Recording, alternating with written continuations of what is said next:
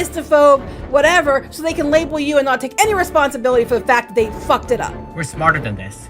How anyone fell for that lazy grifting back then is just a miracle to me. What happens when all the ponies lose their magical abilities and all magic stops existing?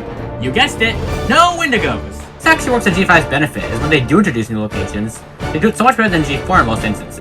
Their motivations for learning and growing as a character all come down to a grieving daughter's desire to fulfill the only thing her father ever really wanted. G5 has no wasted potential. Hello everypony, my name is Hawk Nightwing, the most unapologetic defender G5 you'll ever meet, and welcome back to the most loved series on YouTube, where I get to tell you you're wrong for hating on G5. Now, obviously, the topic of discussion this time around is a very heated one, so I just want to open with one simple question for you guys. What if G5 didn't actually ruin G4?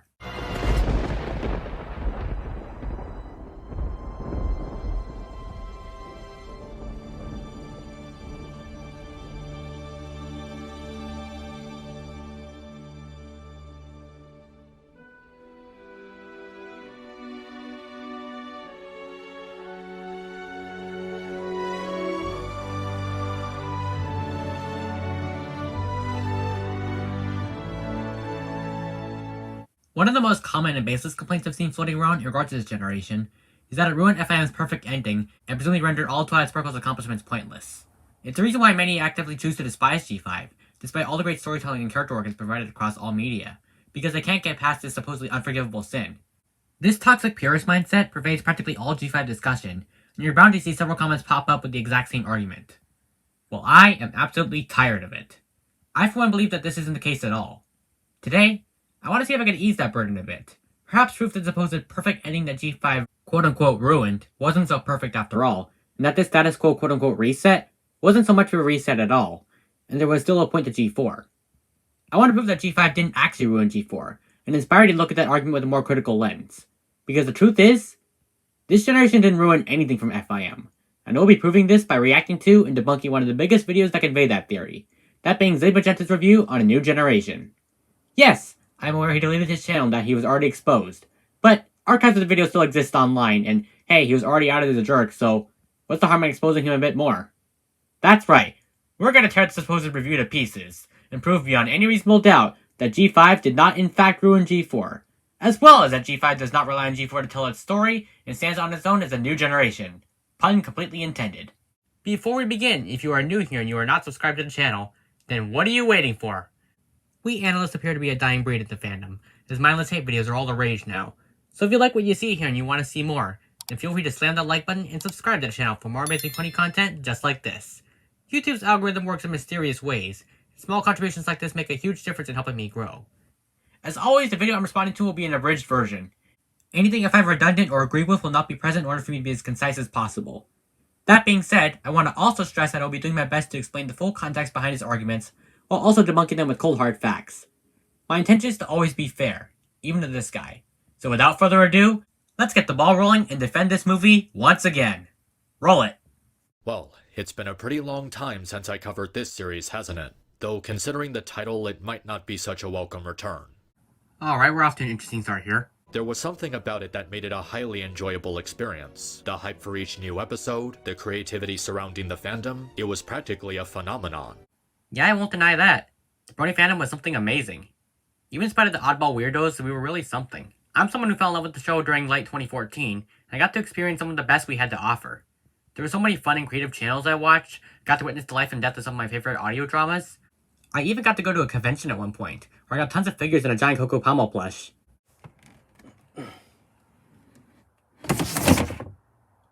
Got this years ago. Those were good times. Heck, some of my very early videos on my old channel were LMP based. My experience in this fandom during its heyday probably deserves its own video series in itself, so let me know in the comments if you guys would watch those, as I have so many fond memories of my time in this community. If anything, it would probably clue you guys in as to why I care about restoring it so much. But I'm getting off topic here, so let's move on. In spite of G4 ending, G5 was stated to be a direct sequel to the events of G4. So now, instead of G5 being its own thing, like it should have been, it's gonna be used to try and milk G4's popularity even more. I guess. I won't deny that was probably Hasbro's intention when greenlighting this idea, and as you'll soon see, I did not like it at all. But right out of the gate, G5 did so well to separate itself from G4 that I honestly don't mind it. Like I said in part 1, A New Generation prioritized telling its own story first and foremost, wasn't reliant on any G4 characters being there to help move the plot along. It respected its audience by focusing on new characters in a fresh setting, which helps to make it its own thing. Why is this a problem? Well, because this wasn't the original idea. Oh no, it's the granddaddy of all wasted potential arguments. Brace yourselves, guys, I got a hot take coming in here. A few years earlier, there was actually other ideas for G5 that Hasbro released, or was leaked illegally. It was going to be a full-on reboot that would include characters fans would be familiar with, but still take place in a different universe from G4. Alright, I'm just gonna come out and say it. Contrary to what Zayd says here, the original G5 concept art would have actually been pretty terrible. Why do I think that? Well, it mainly comes down to the fact that these concepts would have actually been too similar to G4, and therefore invite unfair comparisons. The most obvious example of this is that the main characters literally would have been the main 6 again. I'd argue just redesigning the main 6 and swapping their species is not good. That's lazy. They try to counter this by saying people compare different generations of media all the time, but the such thing is too many similarities to the point where unfavorable comparisons are inevitable. If G5 launched with a new main 6 with the exact same names, it would have bombed big time upon release. I'm absolutely serious. You can't do that. What we knew at the time was that this G5 would have utilized a fantasy exclusive setting, again, had the main 6 be the exact same names as their G4 counterparts, and the only differences would have been that they existed in separate worlds like Yggdrasil in Norse mythology. And this strikes me more puzzling than anything, mainly because you can easily have them be in the same world, and just have them be different cultures. And G5 proper does that really well with Maritime Bay, Briarwood, and Zephyr Heights all having their own atmospheres. If you really look at these designs, you realize there is such a striking resemblance to G4 to the point where you question even why they bothered with the reboot. What would this G5 have done better than G4, other than beating audiences over the head with the past every time they look on screen? The faithfulness to G4 is a problem here, because these aren't original. Say what you want about G5 now. At least they focus on different characters and have a distinct modern fantasy hybrid setting. We didn't know enough about the characters to the point where we could judge them as their own distinct entities. The only thing we knew was that Applejack wouldn't be a country girl. Okay, cool. And what about the other characters? If you're going to give them the exact same names and even have them look the same, with the exception of swapping their species, then how can we judge these characters separately from G4? These concepts aren't the beacon of originality many think they are, because it's clear they were holding on to the past way too much. It would have been a reboot, yes, but it would have been a reboot in name only. With G5 proper, you actually have different characters with their own distinct personalities and backstories. They have different names and different goals in life. They exist as their own separate entities. It's why I'm glad these original concepts got trashed, because while they sound good on paper, the problems far outweigh the potential positives. In spite of what some dipshits on DeviantArt would have you believe. Seriously, Zayn? Can't you go 1 minute without calling random people out for no reason? The ego on this guy, I swear. No words to describe this other than grow the heck up, dude. This was actually an interesting direction they could have gone. A completely new series with a new setting and bizarre yet unique concepts while remaining faithful to the tone of the franchise. Now, by saying this, he seems to be implying that a new generation wasn't that at all, and to that I say, yes, it absolutely is. His whole argument here seems to be that because G5 was made as a sequel to G4, and didn't follow these oh-so-holy, quote-unquote, original concepts, then it can't be its own thing. It apparently can't be new and unique because it is a sequel. And like I established in a previous video, that argument is just so wrong on so many levels. Stories don't work in black and white like that. You know, if I had a nickel for every time someone in these videos said G5 can't be its own thing because something G4, I'd have 2 nickels. Which isn't a lot, but it's weird to happen twice, am I right? We're not even 5 minutes into this supposed review, and so far, he's done nothing to talk about anything in the movie itself. Just the concepts. Remind me, what video am I supposed to be watching again? Same world, same lore, and no uniqueness by simply reusing old assets. Whoa, hold up, back the heck up. Did Zayd just say that G5 was reusing old assets? There's not a single G4 location in this movie. And aside from the opening scene, there's no G4 character in this movie. Not to mention, the ponies don't even look the same as they did in FIM. What do you mean they were using old assets? What movie did he even watch? Because it sure isn't this one. The changelings went through their transformation, or Season 7 showed an emphasis on lore, or Season 8 introduced the Student 6. You can probably see why the fandom is mostly dead at this point. Okay, here's a recap to those who haven't seen my original video. While the fandom did inevitably shrink over time, due to people deciding to move on with their lives, I can personally attest to the fact that it was still quite plentiful and abundant come FIM's ending. The only reason why the community as we know it presumably died was because of the early drama regarding Clownfish TV's laughable attempt to say that G5 was going to be woke. Unfortunately, many people believed this, even when the film came out, and it resulted in many abandoning G5 and refusing to give it a chance. That also was a catalyst for much of what the hate for this generation boils down to today, with the fandom essentially being locked in an eternal competition as to who can get the most views bashing on MLP, the franchise they're supposed to be fans of. I won't deny there were people turned off by the controversial decisions back in FIM's day, because there obviously were, but they weren't enough to kill the fandom. What killed the fandom was G5 hate. That was something I established in part 1. I don't know why Zayd's trying to be melodramatic and say that the fandom was mostly dead at that point, when it's clear the majority of us stayed on, and we're excited for G5 before those grifters planted the idea that it's okay to bash the franchise you love. For what it's worth, I always do my best to make sure my reviews are based on cogent arguments and facts, regardless of what dipshits on Twitter would have you believe. Dude, stop. Stop calling out your detractors every chance you get. You're not proving anything by doing that. Can you just say something with substance already without having to do that? Thanks. Why exactly are we continuing a story that doesn't need to be continued? I can understand a continuation if it focuses on the same group of characters, where we get to see how their lives have turned out under Twilight's rule. But that would just be FIM Season 10, though. There'll be no point to the show ending then if we just have G5 be set directly after the last problem, with the same characters no less. What even is the point of calling it a new generation then? G5 works as a sequel to G4 because it pays homage to the themes and lessons that incarnation taught to its audience, while still evolving it in its own way. Sequels don't have to use the same characters, nor is it obligated to have them. You know what we call that? A legacy sequel, which takes place further down the timeline and focuses on new characters. That is what G5 is, and it works like that. Zayd seems to view the definition of a sequel in a very broad, narrow manner, when there are other ways to define it beyond a direct sequel, such as the standalone sequel or the spiritual sequel. G5, in my opinion, embodies both of these terms too, as But for New Generation is standalone, and the spiritual sequel aspect arises in the fact that it is very faithful to the thematic ideas of the original, without directly rehashing it. Which is ironic considering that's exactly what Zayd says G5 does later on, which isn't true. This series takes place in a huge time skip, way into the future, long after the original characters are dead. So you're basically admitting that G5 is in fact its own thing by saying that. Alright then, thanks for making my job so much easier. We might as well call this whole thing over now. Oh wait. There's more to the video? Well, alright then. I don't know how you can go further after just admitting your own defeat, but continue. If the Brony fandom really is that uptight about G4, then they're gonna make comparisons to G5 no matter what they do with it. And it's not just the Brony fandom that does this. People compare different generations of entertainment all the time. It's been that way for decades. That is true, to an extent. While comparisons between media are inevitable, unfair comparisons do exist. And like I just established, if the MLP staff went with the original concepts for G5, then you can bet your bottom dollar that version would have been cancelled instantly, because it would have been impossible for it to find an audience that doesn't just see it as G4 again. People compare different generations of media all the time, yes, but what Zayd seems to conveniently miss is that these concepts of G5 would have been too similar to G4. These concepts were not original. They relied on G4 too much as a foundation, whereas the G5 we got doesn't. And because it's a direct follow-up, it's inappropriate to look at this as its own thing. Wrong again. Because the new generation tells its own story and doesn't rely on G4 to explain itself, it can be judged as its own thing. There's literally nothing saying that media or any literary work can't be judged as its own thing if it's a sequel, especially if we're talking about legacy sequels such as in G5's case. While the connections to previous work are there, they are not required to understand the story being told. G5 does go deeper into the G4 backstory come Make Your Mark, but if we're looking at this movie by itself, it is a very standalone story with a beginning, middle, and an end. There is no need to watch previous seasons of FIM in order to understand where we are. The status quo is understandable to all audiences, and therefore, it can be judged as its own distinct entity. As a soft reboot, it accomplishes what it sets out to do, and manages to stand on its own without relying on G4 for contextual information. You literally admitted to G5 being its own thing a couple minutes ago, and then tried to say it can't be judged as its own thing. I can't even deal with that. Let's just move on. Usually when I do a review like this, I save the biggest problems for the end. But this is a very important thing to bring up, so it's best to start by explaining why this doesn't work as a sequel. Oh, wonderful. Please enlighten me because so far, you're doing an absolutely horrible job. So, the premise of this movie is that everything just went back to square one.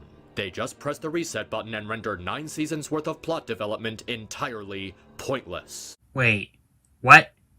What do you mean they rendered 9 seasons of development pointless? FIM never was about bringing the 3 races together, and I question where exactly Twilight taught the ponies of Equestria anything to the point where you can be justified in saying that. Twilight herself was never there during the founding of Equestria. She never brought the ponies together in friendship and founded the land. Her arc wasn't about teaching the rest of Equestria about friendship for the majority of FIM. And even when it was, there was more of a focus on the other creatures than the rest of the ponies. Now I can already hear you guys typing in the comments, but Hawk, the ponies of Equestria all came together because of Twilight and the FIM finale. Actually, no they didn't. They came together because the Student 6 rallied them there with their speech. And about 99.9% of the lessons of friendship they learned didn't come from Twilight or any of the main 6. It came from their own experiences, such as in What Lies Beneath or Uprooted, to name a few examples. We never see the School of Friendship teach them anything about friendship, and anything they supposedly did learn from the School of Friendship was played for a joke just like a non-complete cause. Because the school was never taken seriously throughout seasons 8 and 9, it's impossible to look at Twilight as having taught Equestria anything over the course of 9 seasons. And this goes hand in hand with my previous statements in the original video about the writers treating Twilight as a protagonist, whereas they didn't do that for Sunny. I guess you can make the argument that the Young Six's accomplishments were retconned by G5, but even that's very dubious considering that it's clear people unite during times of crises and then never again. Self-preservation definitely played a part in why the creatures united during the battlefield, because had they not done anything, Wendigos would have plundered their homeland under a blanket of eternal snow as well. Had this been a monster to weak threat, I doubt any of the other nations would care. And what about the Journal of Friendship plotline and Fame and Misfortune, I hear you ask? That episode was about Twilight teaching friendship, right? Well, we never got a resolution to that at the end of the episode, and townsfolk just continue arguing, so that's also treated as a joke. And it's also never brought up again for the rest of the show. You see what I mean here? All that is to say that Twilight didn't earn that peaceful future Zade's referring to. I know it's a hard pill to swallow, but it's pretty much true. Much of the work she's credited for at the end of the show was done by others. Twilight's arc throughout FIM was about learning friendship, not teaching friendship. The times they tried to establish Twilight teaching friendship were botched and treated as a joke, so impossible to believe that Twilight nor her friends fought for anything Zade's describing. We never saw her work toward that endpoint, and her becoming the ruler was never the end goal of FIM. It was a nod to Lauren Faust's original vision. Nothing more. G5 doesn't retcon anything Twilight did because there isn't anything to retcon. I also want to stress that the ending of FIM itself completely trounces any notion of Twilight having taught Equestria anything. If we're supposed to believe that these 9 seasons of development for the main 6 were so important that the writers of New Generation committed an actual sin by quote-unquote resetting the status quo, then why were the ponies of Equestria so easily swayed by the Legion of Doom in the ending of the end? If you remember, Queen Chrysalis, Jarek, and Koziglo were able to get the entire kingdom to turn against itself, all within the span of a few months. If we're supposed to believe that the lessons taught Equestria were so special that it's effectively out of character for the ponies to separate again, then why were the ponies separated so easily in G4 itself, to the point where they brought back the Wendigos? If they didn't learn their lesson from their ancestors, who participated in the founding of Equestria, then why is it so unbelievable that it would happen again? The Season 9 finale effectively kills the argument that G5 ruined G4, because we can't be expected to believe that Twilight's big speech to Equestria means anything. Because if another Rebel Rouser comes in, it'll just happen again. Chrysalis and Kozuglo got the Unicorns and Pegasus to fight so easily in the Summer Sun setback that it makes you wonder what exactly they learned. Well, I'll tell you, absolutely nothing. Disregarding Opaline's role in this whole thing, you start to realize that this perfect utopia that Twilight supposedly fought for wasn't such a perfect utopia after all. All it takes is a whisper there and a rumor there for the ponies to start fighting again. It's simply in their nature to do so. And Season 9 makes it quite clear that it's something that constantly happens. If Twilight's lessons really were supposed to be that iron tight, then this wouldn't happen. It wouldn't. Especially since during the founding of Equestria, the ponies were under a constant threat of freezing to death. And here, they weren't. Do you expect me to believe that the ponies wouldn't fight again? Especially under lesser circumstances? Twilight's accomplishments mean nothing if you really think about it. Her lessons were portrayed by the fandom to be so iron tight that there's no way something like this would happen again, when in fact it did. And also the staff could bring back the Wendigos and have Twilight reteach the same lesson that's been in every finale ever. And I for one find it very hypocritical that everyone in the fandom who hypes up this argument somehow conveniently ignores this gaping plot hole. What? What do you mean FIM undermined Twilight's own accomplishments in this finale? No, you guys are the problem for accusing bad writing. G5 didn't retcon G4. G4 retconned itself. I completely buy that this is something that would happen in-universe. Now all of a sudden we're in a world where everyone went back to hating each other and went to live in exile? Yeah, they basically just did the same thing the Star Wars sequel trilogy did. Okay, so the Star Wars sequel trilogy was maligned for not only undoing the original trilogy's accomplishments, but also ruining and destroying the iconic legacy character still alive. G5 does not suffer from this problem. The main 6 are all dead, and not a single character from the previous incarnation still lives, therefore rendering it impossible for any legacy character to be ruined like Han Solo or Luke Skywalker. A New Generation is so far removed from FIM's timeline that it effectively exists as its own thing, with the G4 lore only existing as backstory. Not to mention, Sunny actually has flaws like I discussed. It isn't a carbon copy of Rey. All the characters have room to be themselves, and their arcs are even built upon in the Make Your Mark series following it, instead of discarded due to backlash. We don't have any scenes of Sunny and Co. talking down to a legacy character or anything, no scene of Sunny easily besting Sprout, Rey vs. Kylo Ren style. Sprout actually won, and Sunny was left homeless. So no, this is not a repeat of the sequel trilogy. This is something a lot of G5 haters try to say to justify their misguided hate narratives, and it just aggravates me to no end. What even happened? What caused the ponies to go back to hating each other? There isn't a single line of dialogue to help explain what caused ponykind to separate. They don't even give us a time frame for how long ago this happened. Imagine FIM just explaining all the answers to its lore and world in just a pilot episode. It would definitely spoil a lot of the mystery and intrigue about the show now, wouldn't it? And you know what would be even worse? Dumping out pointless exposition in a story that is self-contained doesn't need it. To be fair to Zade, this video was posted long before Father the Bride would give us an actual time frame of events, but this just reinforces my point that he expects all the answers about G5's world to be dumped out all at once just like that because he has questions. This is a complaint that Josh Scorcher also had in his review. It's perfectly fine to have questions about how things came to be, but expecting the story to take a back seat to answer them is not realistic. Why can't A New Generation just be a standalone story and have Mickey and Mark delve more into the lore of things? Why does this movie have to cater to fans' desires when the story does not require those questions to be answered? It would be one thing if the events were designed around visiting old G4 locales and uncovering the past, but because G5 is presenting itself as its own standalone story with its own characters and setting, it is not obligated to explain things that don't need to be explained just yet. Things like where the crystals came from, the splitting of the tribes, etc. can be answered within the show. And they were. So this critique is just dumb. Like I said, it's perfectly fine to have these questions, as you don't really expect the next generation to be a sequel to the previous one. But why the lack of answers is a flaw with the movie itself, I will never know. It doesn't matter how many times it's happened. That doesn't make it good. Do you want to know what we call that? A rehash. A rehash? Are you serious? What about the story rehashes anything aside from the pony tribe splitting? Do you want to know what we call what you're doing? Nitpicking. What do you mean magic mysteriously disappeared? Isn't that the thing you rely on for your world to function? Otherwise it'll collapse and fall into chaos? Well, where's the chaos? Why isn't everything destroyed? Why are there no severe consequences for the disappearance of magic? I love how he just casually disregards the fact that early in the movie, it's established that magic disappeared many years ago. Oh, but if it makes you feel any better, we did have it. But that was many moons ago. It just poof, disappeared. Every pony thinks the pesky Pegasi had something to do with it, but... Society's changed, you know. There's nothing stopping Ponykind from bouncing back from the loss of magic. And they did. And I'm sorry, no consequences to the disappearance of magic? What about the pony tribes blaming one another for that happening? Which is a common thing we see throughout the movie. Did you just not pay attention to what's being shown to you on screen? The presence of magic in G4 was something that was integral for the world to work. They relied on it for their weather, their food, and to keep the orbit of the sun and moon in check. Additionally, let's take a look at something that absolutely annihilates your argument about the sun and moon being a retcon. The Everfree Forest. So the thing about the Everfree Forest is that the clouds move all on their own there, and nature grows, well, naturally there. This establishes one thing about the world of Equestria that most bronies miss. That the ponies are artificially controlling the natural cycle with magic. If the princesses stopped raising the sun and moon, then they would move all on their own in a natural cycle. If the Pegasi stopped controlling the clouds, then they would move on their own. And before anyone tries to say that, oh, the Season 4 premiere proves otherwise, no, it does not. Do not even go there. When it comes to that episode, Celestia and Luna were in the process of raising and lowering their respective celestial bodies. The sun and moon were frozen in place when the plunder vines took them. They were stuck mid-rotation, and only the princesses could undo that. Because the ponies controlled everything with magic for generations, they disrupted the planet's natural rotation cycle. It was all they knew how to do. Centuries of doing something like this doesn't just disappear overnight. And since we know that the events of G5 take place long after the main six are dead, then that is more than enough time for the effects of magic to disappear, and the planet Equus could resume its normal cycle. Even in the real world, when people mess with the natural ecosystem, it can take a long time for the effects to be reversed. The sun and moon were beholden to the princesses' whims because they, and the unicorns before them, had already long since hijacked the natural cycle. I'm sure no one knew this at that time, but the effects have clearly reversed here. The Everfree Forest was left untouched by the pony populace since forever, so that is why everything is moving and growing normally there. It was the only part of the globe that still retains its natural cycle and climate. So I have just turned into an astronomy lesson here, but I do love science. I'm honestly shocked that no one has brought up the Everfree Forest when defending G5 before, as it's a solid answer in-universe as to why the sun and moon move on their own here. Guess I gotta be the first one. Well, I do believe that the sun and moon moving naturally on their own is definitely plausible, as I just described. It does border on headcanon territory.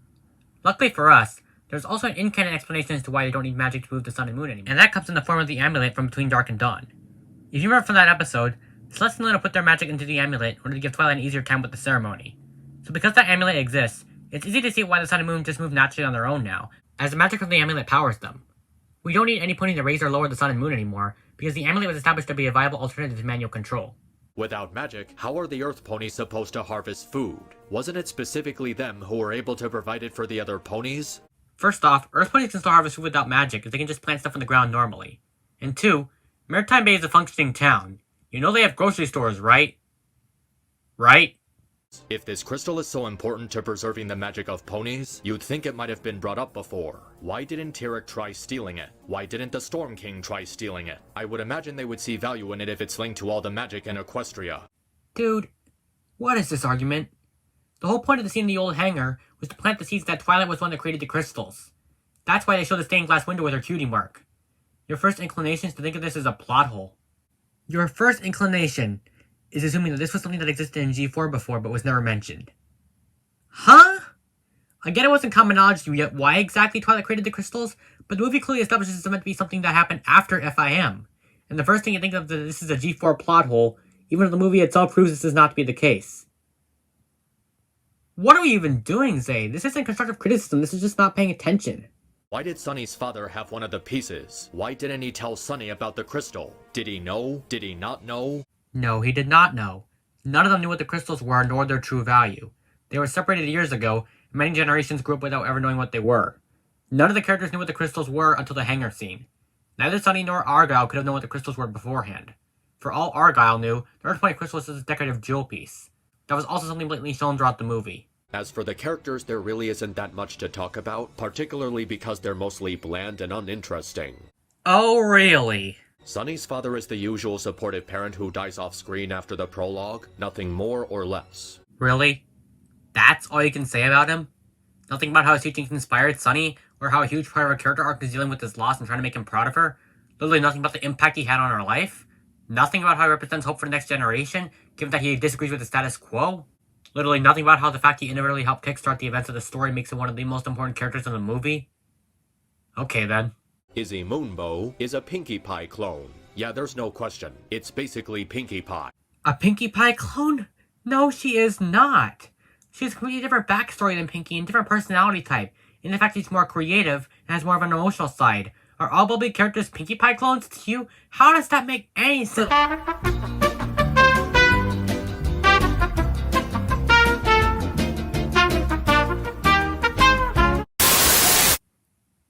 I'm trying to be respectful to him here, but it's just so hard.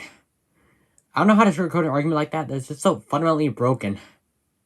Zip is just Rainbow Dash except she doesn't do anything to leave an impression. No, Zip is not just Rainbow Dash again. She's more curious and inquisitive, with more of a focus on finding out the truth about the world she lives in, being a detective. And Pip is just Rarity, except the obsession with fashion is replaced with cell phones and live streaming. Pip is just Rarity. Like, are you even trying at this point? As for Sunny, she's a Diet Twilight Sparkle, spending her screen time trying to get people to believe in the magic of friendship. Sunny is nothing like Twilight at all. They have completely separate character journeys and goals. Twilight was an introvert who needed to learn friendship, whereas Sunny was an extrovert who wanted to teach friendship to others, and has a stronger motivation for doing so, I might add. That being the loss of her father, and her desire to see his last wish come true, which is a deeply personal goal that grounds and anchors her arc throughout the story. These characters are absolutely nothing alike in the slightest, and I think we should stop pretending that they are. If you really wanted to recycle the main six, why didn't you just go with the original concept you had? So you're admitting that those concepts weren't original. Great. Now stop parading those around like they were the holy grail of originality, when you just came clean and admitted those concept artists were using the main six designs. He starts off as this bumbling idiot who works for Hitch and then randomly turns into a maniacal dictator. It's a really weird decision to turn this harmless, non-threatening fool into the central antagonist. I think it actually works when you realize that the point of Sprout being treated like a punching bag at the beginning sets up his jealousy of Hitch getting all the spotlight, leads to him wanting to get revenge by starting a war between the tribes. This works because Sprout acts as a foil to Hitch. Whereas Hitch changed and evolved throughout his journey to the point where he took Sunny's side, Sprout is a reflection of the status quo, and therefore wants to republic through any means necessary. He's a product of the climate he grew up in just like Hitch, but the point is that Sprout refuses to change. Sunny is only developed for about an hour, which begs the question, how significant does completing a task have to be to become an alicorn? Was restoring the Triforce really supposed to be enough? It was Sunny bringing the tribes together that made her an alicorn. Like I established in the original video, Sunny's true victory came in the fact that she stepped up and led when no one else would. In spite of losing everything, she spoke to the ponies as individuals and appealed to their better nature. She finally realized that it was them that had to truly come together, not the crystals. Through that, she embodied everything that friendship was, and she offered the other ponies a better way to live. She showed empathy and kindness to a world that didn't deserve it from her. Yet she did so anyway because she had a good heart, and saw the good in everyone around her. And then the movie doesn't really end. It just suddenly stops. Like they succeeded in restoring magic while uniting the ponies and go, cool I guess, and then it just cuts to the credits. It abruptly ends with no real sense of closure. The montage after magic was restored did show closure with all the characters in the film. That was the entire point of it. Also, TV pilot movies pull this sort of stuff all the time. Plenty is left open for the show to continue and expand upon, while also concluding the story at hand. I don't see what's so abrupt about the ending, especially with the post-credit scene that teases the events of Make Your Mark, which in turn gets audiences intrigued to see more from this world. One argument people will make for this is that these questions will be answered when the series comes out. So I have to wait several months for the series for these dozens of questions to get an answer? That's not satisfying. Sounds like a you problem. Like I stated before, why can't we just let A New Generation be its own standalone story, and then wait for the answers to come later? It's very hypocritical to expect that, while also not batting an eye at the fact that FIM took forever to explain its own world. If you couldn't wait for the rest of G5 to explain its answers naturally, that's not the fault of the writers. It's your fault for being impatient and expecting the character to be walking exposition dumps in a story that doesn't need to be that. This film not explaining your questions doesn't make it bad at all, and to expect it to bend over backwards for you is very childish. But it's still a sequel to Friendship is Magic, and as a sequel to Friendship is Magic, it fails, and it fails hard. No, it does not. You didn't prove anything at all. How can you say... You know what? We're done here. We're done. I better quit while I still have the tiniest bit of brain cells. Let's just move on to the conclusion, shall we? So it looks like Zabe was unable to prove that A New Generation fails as a sequel to FIM. I already knew he would fail, but man, it still astounds me how I can make a review on a movie without talking about the actual movie for much of the runtime. If I had a tier list for every single hate video, I think I'd put Josh Scorcher's review on... Yeah, how does anyone actually believe this? That's perfect. Well, with the whole political fear-mongering he was going for, you can't not have it at how does anyone actually believe this. Now for Zade's video, I think I'll put it on... Yeah, okay, outrage bait. It's not quite as bad as Josh's, but, you know, it's getting there. Yeah, as you can see, much of it was parading the old concepts around like they were the holy grail of originality, while nitpicking about stuff that isn't actually there. This whole argument basically boils down to G5 fails to sequel to G4 because of things that I don't understand. And to top it all off, he flat out tried to compare this film to the Star Wars sequel trilogy, which, as we established, could not possibly be the case. And on top of that, he seems to not understand that there are other definitions for sequels beyond the direct follow-up. With A New Generation being a legacy sequel and so far removed from the timeline, it renders this argument completely null and void. The film doesn't rely on G4 to tell its story. Anything we need to know is in the form of backstory or hints of lore for the upcoming series to follow upon. Rather, it is very self-contained and standalone, with more of a focus on carving out its own narrative path separate from G4. Things like a grounded villain, new characters, and new settings show the desire to not rely on FIM for knowledge of the story. Anything you need to know is told in the opening few minutes, which acts as a sort of gateway for new viewers to get caught up without ever having to watch the previous seasons. G5 is a sequel to G4, yes, but it is a sequel without ever having to beat you over the head that it is a sequel. We don't meet any old characters until way down the line. That works to New Generation's benefit, as it can instead prioritize fleshing out its own characters and world, and separate this generation from the last one. By choosing to set this generation in a modern setting with its own established rules and traditions, the writers actively chose to separate G5 from its predecessors, on top of having characters that, while having basic archetypal traits shared with the old main six, are vastly different in their desires, dreams, and even more nuanced personality and development. But despite this, the film still pays tribute to its predecessor in a very touching manner, and that is in regards to its message on unity and friendship. While this isn't a new lesson for this franchise, the movie conveys it in a very fresh and unique manner, with more of an emphasis on family and Sunny's motivation to create a better way of living for her fellow ponies. The film isn't perfect, sure, but it accomplishes what it sets out to do without relying on the past in order to do it. It still is the franchise we all know and love all these years later, and they somehow managed to preserve the essence of what made LMP great to begin with, while still pushing forward and delivering something fresh and new. And that is something that these people seem to miss. Like we already established, it is fundamentally impossible for G5 to have retcon anything from G4, because Twilight's arc was never about teaching friendship. Was it part of her motivation as a character? Sure, but it came in several seasons later and was always treated like a joke whenever it was used. For all of Zade's wanting that A New Generation ruin 9 seasons of development, only less than half of these seasons were about any of that, and the remaining episodes taught some sort of lessons to characters themselves. There is nothing here to retcon aside from that quote-unquote peaceful future. But nothing lasts forever, and as long as the story works in its own right, we shouldn't be focusing too much on the past and let it ruin our enjoyment as to what this generation has given us. I'll be getting more on this when we get to the Make Your Mark section, so stay tuned for that. But it's clearly obvious that making G5 its own thing separate from G4 was the goal from the very beginning, even in spite of the corporate mandates they received. And I, for one, can't help but appreciate that. Now for an update, and this is something I teased in my earlier announcement. I realized some of you may be burnt out by this format due to what happened with Beat Fox, and you know what? I completely understand. I ended up going too far with that response video, and I lost a huge edge that made the original video easier to sit through. My counterpoints ended up going too far into personal attacks, and once I realized that, it was too late. The reason why this video took such a long time to come out, as originally I promised they would release days apart, is because of the whole drama. I had a crisis of faith as to whether all this was really worth it. I obviously didn't want to cancel this defense video series, but there was a point where I was actually considering canceling it for the greater good. I was afraid of getting into more drama, Considering that I actually lost a long-time sub over the B-Fox response video, I was definitely considering just packing it up and calling it a day. So many of you still loved the series and got something out of it, but I wasn't sure whether the risk of more drama was worth it. Really, I was shaken by the response to the B-Fox call-out, and it was at that point where I was considering whether quietly shelving the series would be an appropriate way to make amends. But then I happened to watch Phil Mento's video on Oppenheimer, and the things he said about his Anatomy of a Failure series really struck a chord with me. I'm gonna let you take a listen.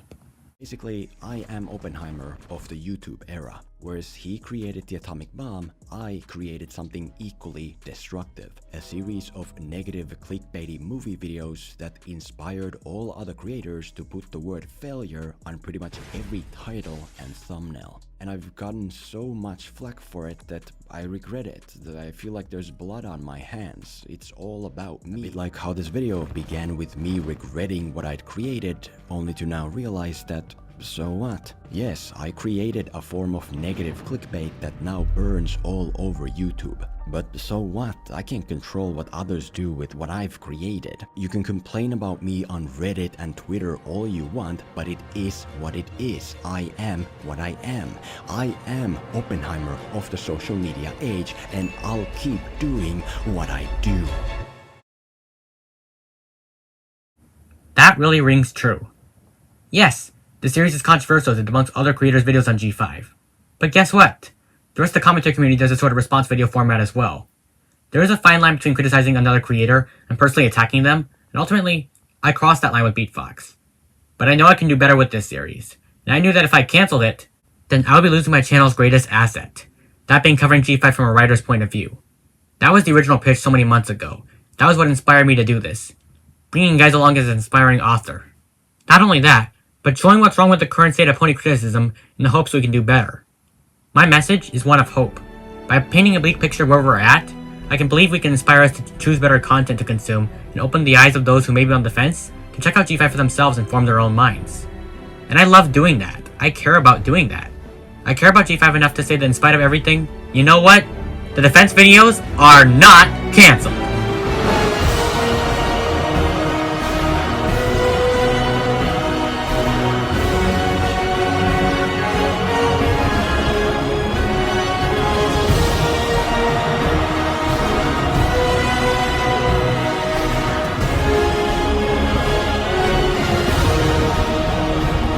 There will always be people who don't like what I'm doing, and you know what? That's totally fine. You don't like those videos? That's completely fine. More than 95% of my content covers G5 without ever having to mention anyone by name. Those might be more of your style. There's something in this channel for everyone. My boycott of the G5 hate dump is for the good of this community. It always has been. I just have to be careful when doing these to focus on taking down the argument and not the person behind it. I always go out of my way to show the full context of the arguments I'm showing on screen, so the naysayers claiming that I make the people I call out look dumb or take them out of context was never a fair argument to me, especially when I explain how exactly I cut these videos I'm responding to for fair use purposes. I have always been fair and respectful to people I call out, while also pointing out what is wrong with their takes in a matter that is both constructive and entertaining to my audience, and I will continue to do so as is my responsibility. As long as you guys still care, then so do I, and this series is not going anywhere anytime soon. But what do you all think? Does G5 work as a sequel to G4 from your point of view? Do you think it relies on the previous generation too much? Or do you think it stands perfectly on its own like I do? If you are someone who held the belief that G5 fails as a continuation to its predecessor, was I able to convince you otherwise? And are you excited to see more videos on this series? As always, feel free to let me know in the comments below. Until next time, this is Hawk Nightwing signing out. Hoof to heart.